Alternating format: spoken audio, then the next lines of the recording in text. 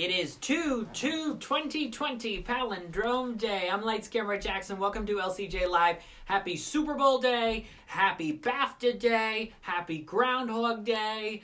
What other holidays can we celebrate today? If it's your birthday today, happy birthday. What a day for you. If it's your anniversary, let's celebrate everything. Let's celebrate life because there's so much going on. Speaking of life, Bad Boys for Life is still your #1 movie in America with a little more than $17 million on this Super Bowl weekend. Usually Super Bowl weekend pretty down at the box office in the movies, and that is the case once again here with, again, just $17 million for Bad Boys for Life. But everybody's going to be watching the big game today, of course, and watching J-Lo and Shakira in the halftime show. It is going to be a good one and a fun one to watch. I don't know if J-Lo is going to reference the Oscar snub at all. That would be quite something if that happens. Of course, I am rooting for, I know the Philadelphia Eagles are not playing, but I'm rooting for Andy Reid. Andy Reid's a good guy, and got the chance to meet him several years ago when I was really, really young, and that picture is all over social media right now. Good guy. Hope he's going to win a Super Bowl finally, a Lombardi trophy finally. That would be great. So fingers crossed for Andy Reid today. The Groundhog did not see his shadow, right? That means an early spring is on the way. Hoping for that. You know, the winter has been mixed when it comes to the weather, but hoping for a good spring. So thank you, Punxsutawney Phil. I know there's some Groundhog Day possible Super Bowl commercials today and some things. If you don't want to be spoiled online, there's some stuff on the way coming up later on when it comes to some Super Bowl commercials. Hey, Miss Americana, did you guys watch it yet on Netflix? It is good. It is Taylor Swift's new documentary. Really revealing. It's a movie memoir, and that's what I like about it. You know, young people don't want to read memoirs these days, so the perfect thing for Taylor Swift to do was to make a movie memoir, and Miss Americana is basically her talking for 90 minutes with some clips and with some narration and things, but it is her opinions on the world and life, and I really, really like it. Even if you're not a Swiftie, you should check out Miss Americana on Netflix. A couple other box office things to talk about here on this LCJ Live Rhythm section. Just $2.8 million. Yikes! I mean, I was one of only 4 people who saw this movie Thursday night at the showing I attended. Maybe that was a bad sign. Sometimes not a lot of people come out to the Thursday nights, but when it made $235,000, and that's it. That's all it made on Thursday. Paramount clearly said, this movie ain't going to make $6 million. It's not going to make $10 million. It's going to make $2.8 million. They couldn't even get it to $3 million. That's crazy. Knives Out had a higher per-screen average this weekend in its 10th weekend than the Rhythm section did in its first weekend. Unbelievable. Knives Out came in 11th this weekend, but I could see it topping over the Rhythm section when the actuals are released tomorrow. That would actually be really funny if that happened. And Knives Out deserves all that attention. If you are one of the few who has still not seen Knives Out, go, run, go. Get it in before the Super Bowl because you will have a good time. Now, the Oscar-nominated short films also opened up this weekend. And I saw the animated shorts on the big screen. I had screened all 5 individually online, but I got the chance to see them on the big screen this weekend, along with 4 highly commended shorts.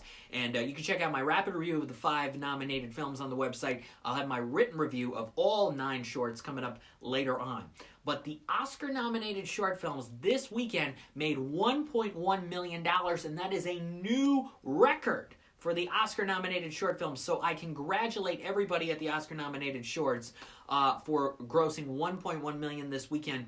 Here's the thing. You got this weekend, and you got this week, and then you got next weekend, basically Friday, Saturday, and early Sunday before the Oscars. It's the shortest time frame ever that these shorts have come out before the Oscars. So people are gotta go. They gotta go and check these out before Oscar Sunday. And so I think a lot of people out of the gate said, all right, Oscars are in 10 days. I'm going to go see the shorts.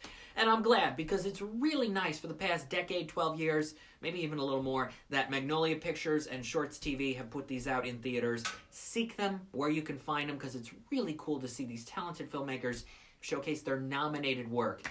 It really is. Will the Super Bowl honor Kobe, says Bob Hall.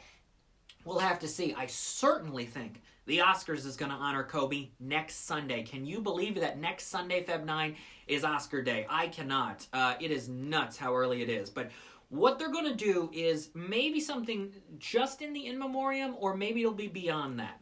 Kobe won animated short film 2 years ago for Dear Basketball, which he co-directed with Glenn Keane, who I had the chance to meet several years ago, a legendary Disney animator.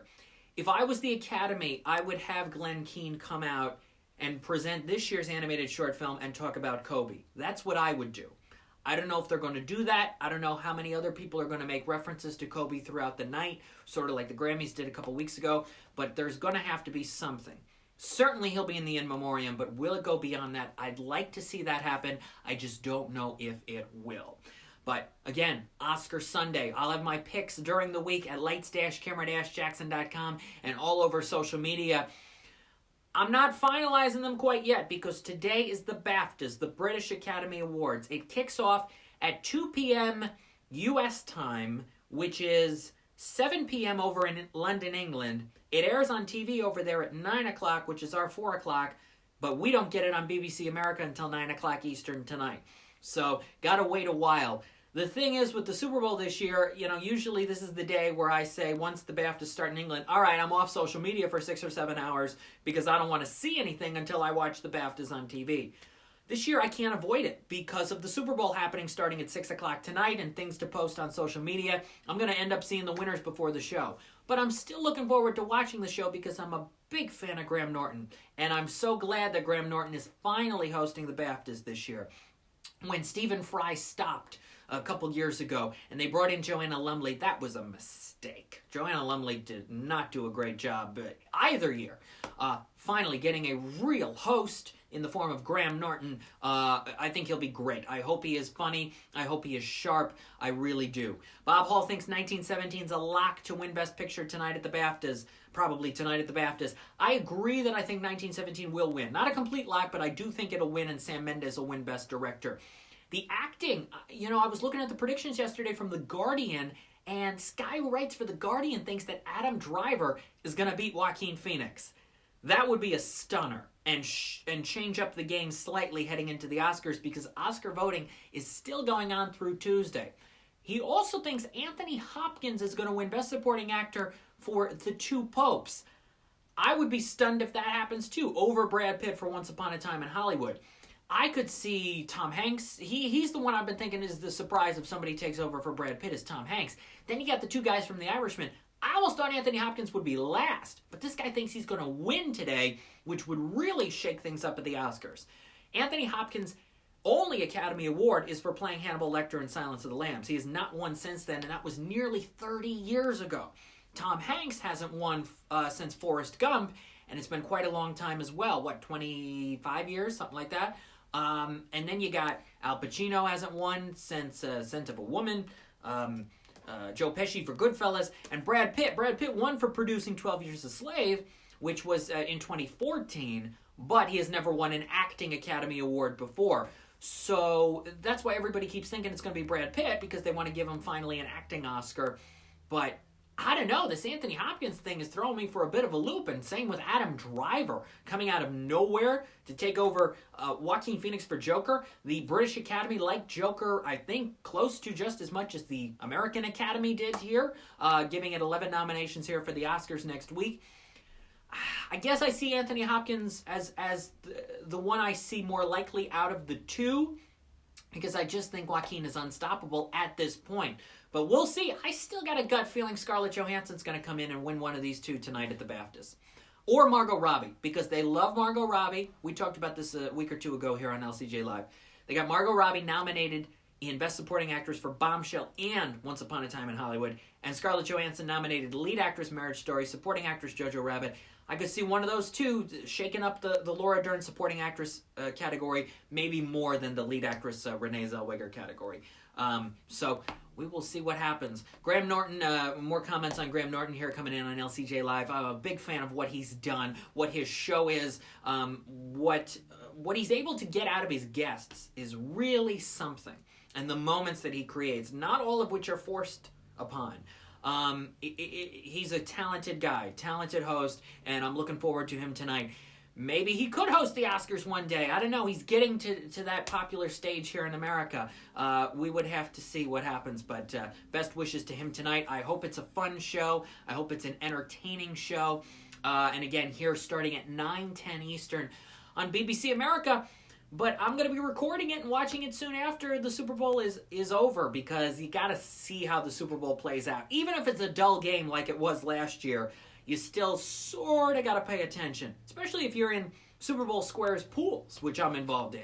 You got to see where the numbers go and where your square is and all of that. So you got to stick with the Super Bowl as much as you possibly can. Birds of Prey is the other wacky wild card in this whole week leading up to the Oscars. Margot Robbie, nominated for Bombshell, of course, the star of Birds of Prey, reprising her role as Harley Quinn. The fact that Warner Brothers didn't put tickets on sale until a couple days ago leads me to believe they have some hesitations going in. Whether it's the fact that it's Oscar weekend, whether they don't think the movie's that great. I know the buzz coming out of the first showings of it was actually pretty good. So we will see. Birds of Prey, I'll have my thoughts on that later this week. Rapid review, written review. Too Fast, Two Films. Check out the Too Fast, Two Films podcast. Me and Mike Sargent, we go through a couple of movies really quickly for you. Everything you need to know about them, the good, the bad, what they're about, all of that. TooFast2Films.com. That's the number 2. TooFast2Films.com. We talk about Rhythm Section and Taylor Swift Miss Americana. This week we'll do Birds of Prey and our Too Fast 2 Oscar picks for Best Picture and Best Director, because those are the two wide open categories. Unless something happens today at the BAFTAs that shakes up an acting race, but I just don't see it happening. But yeah, check out Too Fast 2 Films. If you want to listen to my interviews with, and read my interviews with the makers of all 5 Best Animated Short Film Oscar nominees, you can go to animationscoop.com and also the website lights-camera-jackson.com in the LCJ Q&A podcast section. Are they going to make a Joker sequel? I don't know. We got to get through this award season before the next one happens. But we'll see if Todd Phillips and Joaquin Phoenix reunite for a Joker sequel. I still think Ford v Ferrari's in that Best Picture race. I'm hoping for some crazy stunner that with all the adding up of the numbers and the ranking, that's the thing. Last couple of years, when you look at Best Picture, it's the number 2 movie that seems to win. Green Book over Roma. Shape of Water over 3 Billboards. Moonlight over La La Land since they started this ranking system. So you got to ask yourselves this question. Which film is the number 2? Is it Parasite or is it 1917? Your number 2 movie in terms of votes will probably win Best Picture yet again next Sunday at the Academy Awards. I did call a tie a couple years ago that Daniel Day-Lewis and Gary Oldman were going to win. I don't know. I'm sensing maybe another tie this year. That'd be kind of cool. I mean, we've had some ties at Critics' Choice in the last couple years, but another Oscar tie, we haven't had it since the year of Skyfall and Zero Dark 30. I'm hoping for another tie. That would be a fun moment, because people will talk about it. Oh my God, Oscar tie, nobody had it, and all this stuff. Be crazy if it was in an acting category. That'd just be nuts. If it was any of the 4, pick one of the 4. If it was an acting tie, wow. Haven't had one of those in quite a long time. I don't think in my lifetime it's happened. An acting tie at the Oscars would be something. It really, really would. As far as who's going to win tonight at the Super Bowl, it's going to be the Chiefs. It's got to be the Chiefs over the 49ers. I'm rooting for Andy Reid. Did some great things with the Eagles. Couldn't get it done Lombardi Trophy-wise at the Eagles, but get it done tonight with the Chiefs. If you want my Super Bowl prediction, puntastic style, go to the website, lights-camera-jackson.com in the blog section. And you can also find the winners of the 2020 LCJ Movie Awards, because last night was the 2020 LCJ Movie Awards. It debuted at 7 p.m. Eastern. If you haven't watched it yet, check it out on the website, and I also have the list of winners there as well. It's also on my YouTube channel, youtube.com/lightscamerajackson. The 2020 LCJ Movie Awards. Had to sneak it in because there's so many award shows. With the Oscars being earlier than ever, I had to sneak in the LCJ Movie Awards. Parasite last night won Best Original Screenplay at the Writers Guild of America Awards. And Jojo Rabbit won Best Adapted Screenplay. Now, it's interesting for a couple of reasons.